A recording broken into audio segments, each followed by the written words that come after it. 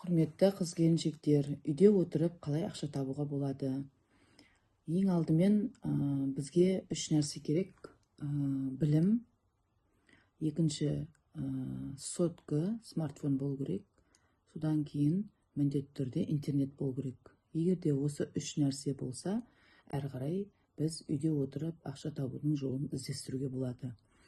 Ол үшін не істеу керек? Ең бірінші аккаунттарыңызды ашып аласыздар. Аккаунт ашқаннан кейін, одан кейін YouTube'қа кіріп, YouTube'тың жиегінде создать канал деген тұрады. Сол создать каналды басу керек.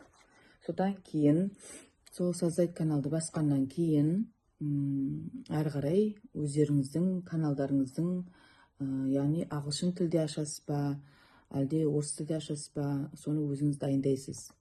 Енді маңызды ақпарат, ең бірінші ақша табу үшін YouTube'да видеолар сапалы болу керек. Қазіргі кезде декретте отқан әйелдер көбінесе қалай ақша табудың жолын іздеп жатады.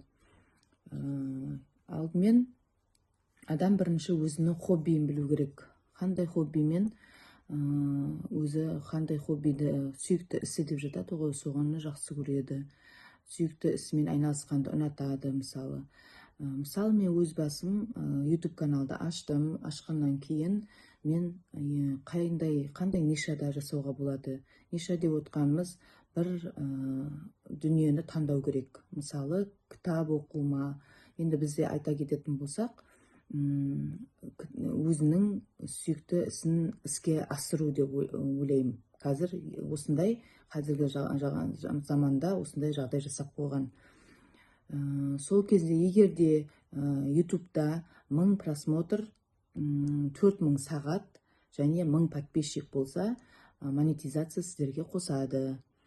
Маған әлі ондай қосылған жоқ, бірақ менің ашылғанына 1-2 апта болды. Өзімнің тәжірибемен бөліскім келіп отыр. Ең алдымен мен рецепттерден бастадым. Рецепт қандай тамақ, не жасайсыз, мысалы, неге өзіңіздің ынтаңыз бар, соны видеоға түсіріп, монтаждап, әдемілеп салу керек. Обложка деп жатады, обложканы әдем болу керек. Сол обложкаға қарап, әрі қарай сізде просмотр көбейеді. Енді менің осы YouTube осы тәжірибемді бөліскенімді қарап, егер де ұнап жатса, менің каналыма кіріп, подписация етіп, тіркеліп, сосын менің видеомды соңына дейін көруді тілеймін. Әрі қарай айтатын болсам, басқа, мысалы, Инстаграмда немесе TikTok'та өздерінің видеоларын жүктеп жатады. Ол жаққа қарағанда YouTube'да ақша табу жағы оңай. Енді менде жақсы жетіп қалды шамалы. Әлде де мен өзімнің тәжірибемен бөлісе беремін.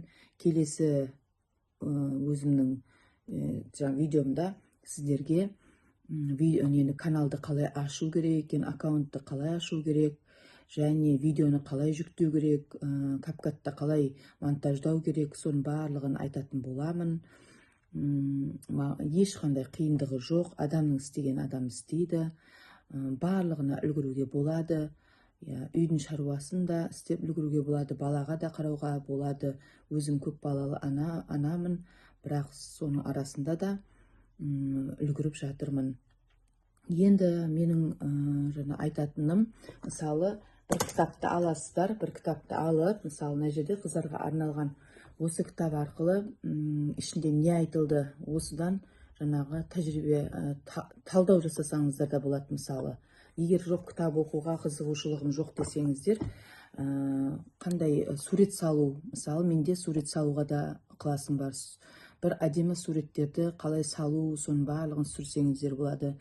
Немесе бисермен, қазіргі дамыған технология ғой, бисер арқылы сурет жасауға болады. Немесе тоқумен айналсаң, тоқуды, кейбір көрермендер айтып жатыр ғой, мен қолымнан бантик жасау керек деп. Сол бантиктің барлығын қалай жасағандарын жайында, сол бантикті жасағанның